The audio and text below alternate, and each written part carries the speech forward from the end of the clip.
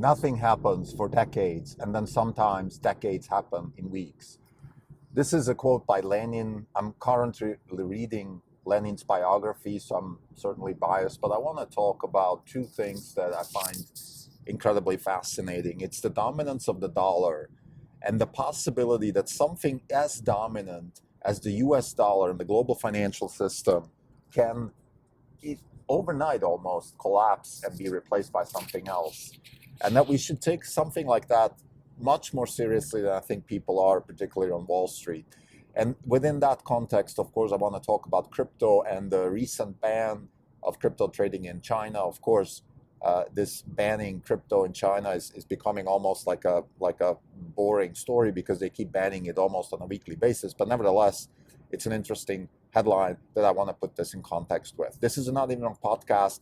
It's September 27, 2021. This is Crim Delco. For the day, the fund is up 1.75%. The market is down 10 basis points. For the year, we're up 14.95%. The market's up 19%. We're underperforming by 4.05%. The main outperformance comes from Tesla. Just before I go into the topic of today's podcast, excuse me, just to clarify, I'm actually in Europe right now, and it's September 28th here. I did post this prelude to September 27th because this is the date still in California, and I'm a bit confused how to do this in terms of dates and market updates. So I decided to stick with California time, at least when it makes sense. Like right now, it's early morning Europe, so to talk about some sort of September 28th and then give market updates just makes no sense because it's not even midnight in California right now. So sorry for that. This is one of the international problems you have with time zones and timestamps and all that, and I'm sure some podcasters might have better solutions than me. Let's get back to the point. Tesla's been outperforming recently, quite clearly our Crispr Index. So just to give a little bit of a history, we started the fund this year with a massive outperformance. We went up almost 30%, all driven by Tesla and a little bit also the Crispr Index. We then retracted, so we went from up 30 to down 20. We had a massive drawdown, and then we came back, and primarily what came back was actually the biotech index sort of during the summer. We had some very good data from Intellia Therapeutics, and that drove up the biotech index, in particular Intellia, went up like 5x or something along those lines. So we are then we went to really doing extremely well on the Crispr portfolio, and Tesla was kind of sluggish. Now it's the other way around. The Crispr portfolio has been pretty sluggish recently, and honestly, I can't pin down anything particular to that occurrence. So I would just say it's just general sluggishness. These stocks are, of course, have had a very good run, and they are probably sitting in a sort of inflection point situation. Either it's going to keep going up higher or it's going to consolidate lower. Of course, we're very comfortable with the CRISPR thesis. We've spoken about this several times, so I don't want to go into this right now, but just to summarize, the CRISPR thesis is digitization of life sciences. We're using coding techniques, software practices, and all those sort of things in the life science area, and CRISPR is one of the major tools that allows us to do this. The risks are actually disruption within the CRISPR space, base editing and prime editing, but we have, for example, Beam Therapeutics and Caribou, which have some new technologies also to offer. So overall, we're pretty comfortable with this situation. Tesla's outperformance, I think, is coming on the back of a couple of things. Of course, fundamental performance. Company keeps doing extremely well. Demand is very strong. But I think one of the biggest positive effects recently has been that we actually now know what was going on with China and in terms of fundamentals in China. Because of all the real estate problems there, we now know that that was the main reason why consumers are holding back, and we're pretty okay with that situation right now because that doesn't affect Tesla, at least not currently directly, and it's always good to know what's going on. So this, I also spoke about this recently, so let's not go into more details, but here's the fundamental gist of the whole thing. We expect Tesla to go back to highs of this year. We could see a 900 pretty soon there if the third quarter comes out as expected. And then we hope that the Crispr Index, particularly this week, we will see some data from Editas Hopefully they're good data. This is always a long shot. It's almost a binary, so I don't want to get too excited about here. If not, then we will probably see a further drawdown. If yes, then we could see an easy 50% up on Editas, and that will drive up the index. So if we could see, let's say, the Crispr Index contributing 10%, Tesla contributing 15%, then we could have a good mid-20s performance for this year, which would be, of course, a phenomenal performance for the fund. Now, let's get to the story of today, which is the Lenin quote. And let me give some context. I'm reading the Lenin biography. This is a massive tome, so I'll do a formal analysis of the book once it's done, but I'm happy to sort of throw in a few tidbits here and there because it's a massive book, and it's very difficult to do my 15 to 20 minutes type podcast length for a book like that. So I'm happy to give some a little bit of insight here and there. And this is one of the episodes where I'm going to do this. So in the book, I'm probably like 2/3 in the book, and we're talking now about the revolution which is happening in Russia. And so after probably 800 pages of biography and where he was born and what he was doing and his exile years in Switzerland and Paris and London, he finally comes back to Russia, and it's now we're talking about the February Revolution, which is not the actual October Revolution. There was a prior revolution to the actual taking over of Lenin, and that was when the Tsar Nicholas abducted and put his brother in power. And then that one also abducted, so meaning basically the Tsars withdrew and there was a provisional interregnum government in Russia. So we're in that sort of space. And I think what's most striking about this situation is that Lenin himself and all the socialists and everybody who was working for decades on a revolution in in Russia, has not seen this coming. So this just happened just like that. It just happened like that.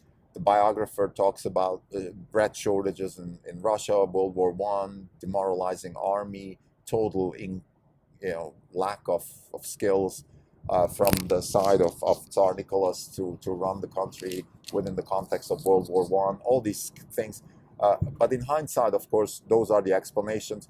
What's crucial is that the people in the business, the actual revolutionaries, the people who were working for decades to overthrow Russia, did not see this coming. And I find this so amazing because this is exactly how disruption works. Okay, this is how disruption works. And for anybody who's wondering how Lenin and Russian Revolution and all that ties back into the Not Even Drunk podcast, which is a podcast about how it feels like to run a hedge fund. Well, there we go. Okay, we are in the business of investing in disruptive technologies and reading about probably one of the biggest political disruptions in Europe in the last century certainly gives you a lot of insight into how disruptions work. And the way they work is exactly like Lenin's quote says, sometimes nothing happens for a long time, and then, long time happens in a very short time. And I just allow me a little digression here. About 2 years ago or so, it was 2.5 years ago, something like that. Not even, no, 2 years and a few months. I was in Germany talking to a couple of automakers there, the big ones, and I spoke about the risk of, I remember very well, I asked one of them, how are you going to deal with the iPhone moment? What if an iPhone moment happens in the car industry? And they looked at me and said, what do you mean? And long story short, I explained what I mean with that. Sort of, what if the car industry gets disrupted the same way that the phone industry got disrupted? What if from one day to the other you face complete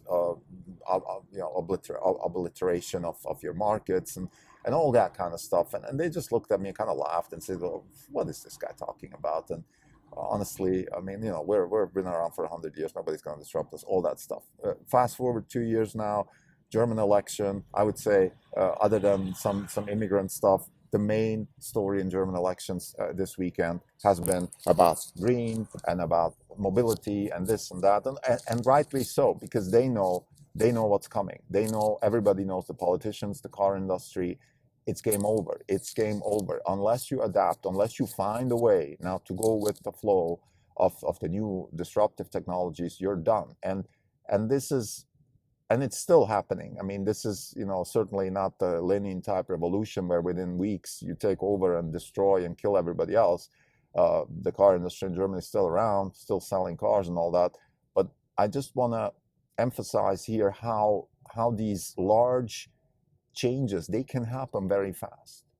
That's all. That's what I'm trying to say here.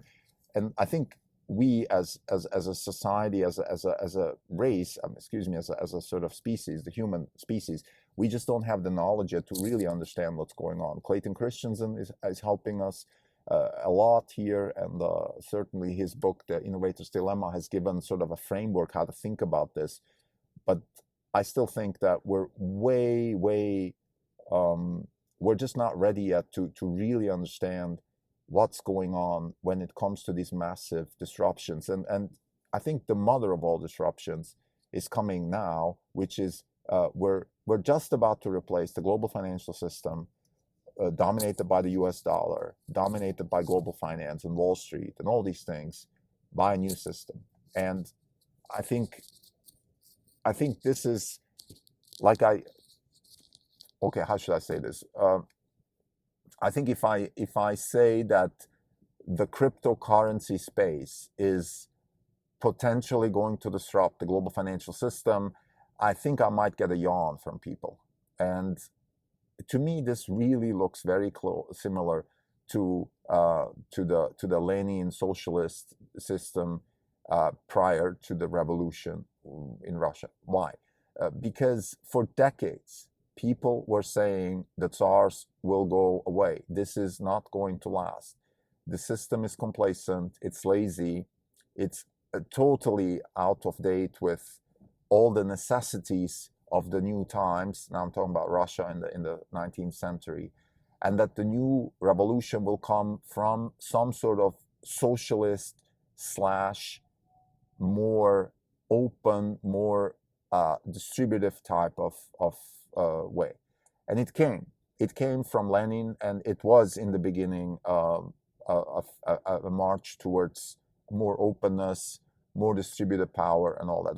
Of course, that totally turned on its back, and I think what happened with Russia post-Lenin revolution was probably one of the biggest catastrophes in human history, at least in recent human history. So certainly that went wrong. But nevertheless, and me comparing Lenin with crypto, of course, some people might say I'm crazy. How can you do that? And I just want to caveat here. Of course, it's not the same thing. Of course, the fundamental repercussions of crypto are exactly they're orthogonal to what Lenin did.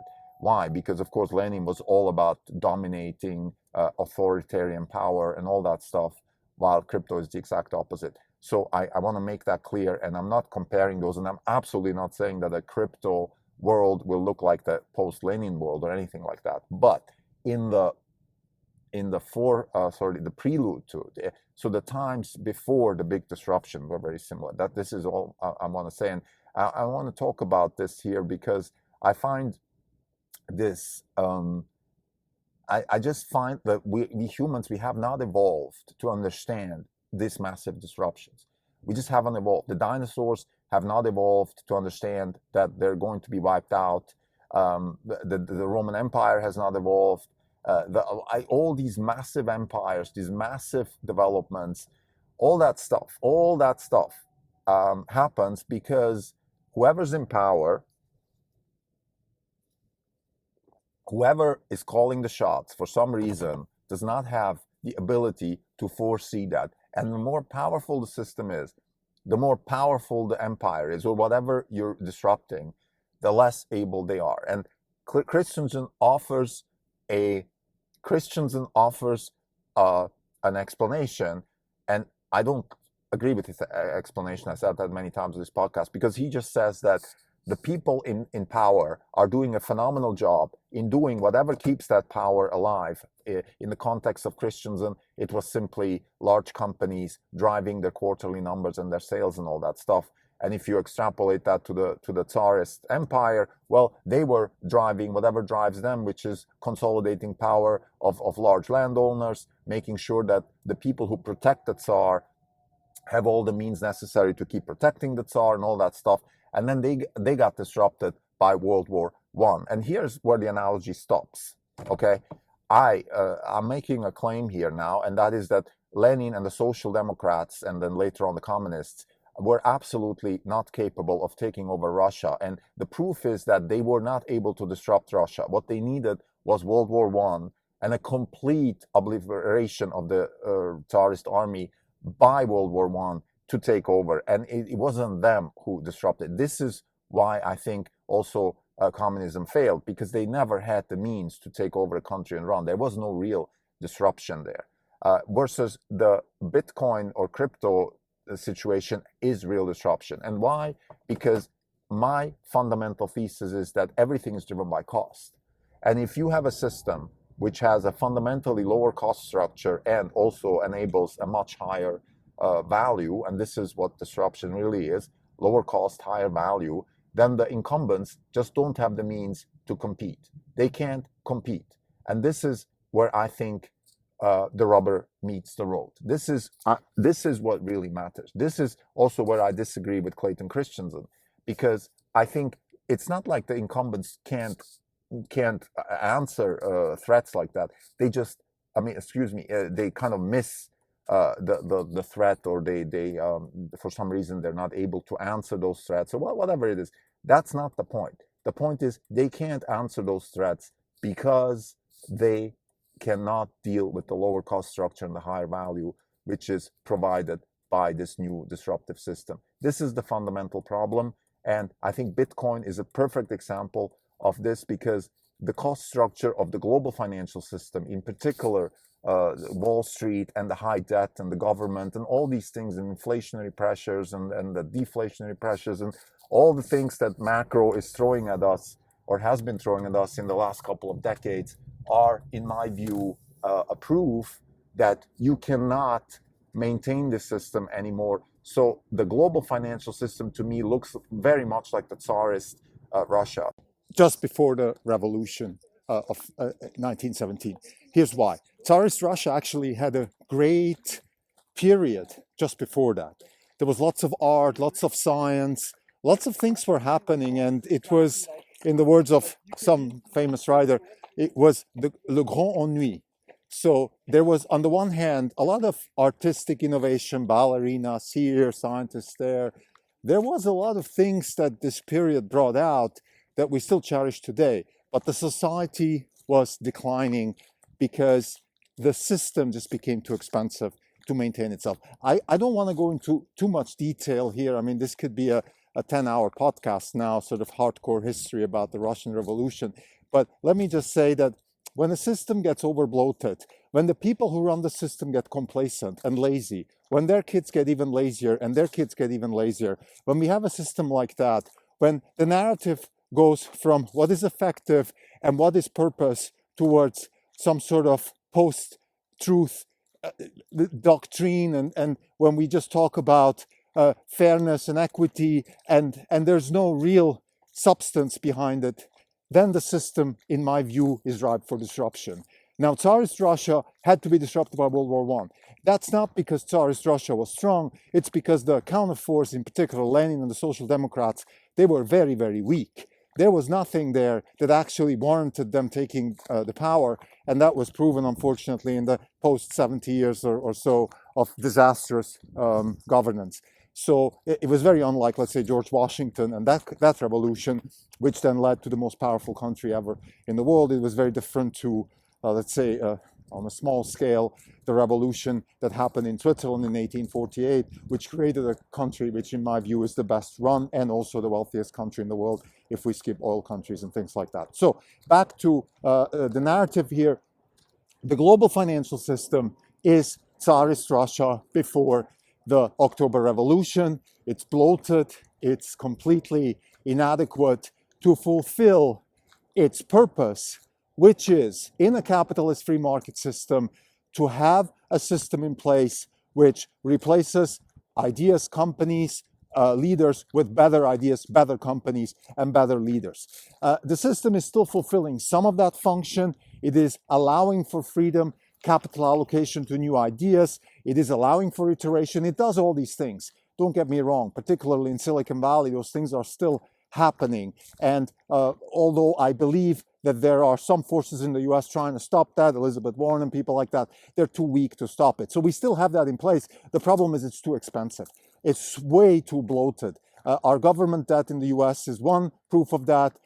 New York City and the bankers and their wasteful lifestyle is another proof of that. There's just too much waste, and therefore it's ripe for disruption. Now, we believe, and this is very important, that crypto is certainly not like Lenin. So in a sense, crypto has all the ingredients that it takes to replace the system with a better system. And again, we judge any kind of governance system by its ability to replace bad leaders without violence and coercion, to replace bad ideas, to replace bad outcomes, and all of that with better outcomes, and that without coercion and without violence. And that is what crypto actually is inherently capable of doing.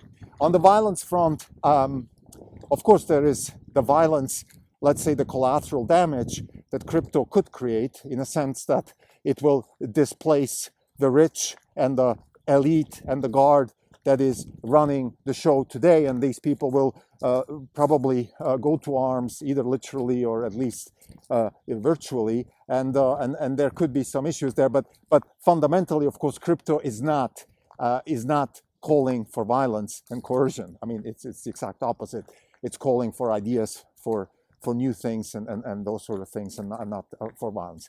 So the second thing I want to talk about today very briefly is the clampdown from the side of China onto crypto, meaning they banned crypto again. And just before I continue, yes, it is probably I don't know how many times they've banned crypto so far, and that's not the point. The point here is the following. We have an autocratic regime that is struggling to transition into an economy which allows for dynamism and innovation, but keeps the autocracy in place. And this is a perfect example of how the Chinese leadership is struggling with crypto, because crypto is an innovative force. It is a force that could potentially allow China to help circumvent this inferior position they have in the global financial system because the dollar is dominating. But on the other hand, it's almost like free speech. On the one hand, it's a good thing for you, but on the other hand, free speech could dethrone you. And that's the problem. And I think the leadership is schizophrenic about that because of that particular reason. On the one hand, crypto helps the Chinese autocracy to maybe displace the US and the dollar system. On the other hand, crypto, of course, could also displace them. And this is the problem that they're facing. They're trying to clamp it down. They can't. Crypto is a situation where there's no throat to choke. And trying to choke this throat will just proliferate even more throats. In other words, if you try to choke Bitcoin or crypto in general, it will just innovate around you and leave you even further behind. So in that sense, we're not too concerned about it. In fact, it also is a proof of how serious crypto is at this point and how effective it is if an autocracy like China is clamping down. And I would say the autocrats in China are doing what the Tsars did. Instead of trying to open up, trying to be inclusive, and trying to sort of do what the British monarchy did in the 1700s when they saw that it's over with the absolutist monarchy. They relied on other people and the constitutional monarchy and all that to keep themselves alive, and that's why they're still around today, versus the Tsars didn't. And I think the Chinese autocrats are running the same risk, that if they don't open themselves up, they will be replaced. The same applies, by the way, to people in the US and the Western world that are trying to put some sort of top-down, not autocracy, that's too much of a word, but they're trying to circumvent sort of the free democratic system by pushing down their ideas. To summarize, this episode is about disruption, about disrupting complacent systems with a new, a better, a lower cost, higher value solution. And on the one hand, the lower cost, high value solution is more powerful. And on the other hand, we have a system like the dollar system or the Chinese autocracy, which are too complacent and too expensive to maintain, which will be their downfall as well. Thank you.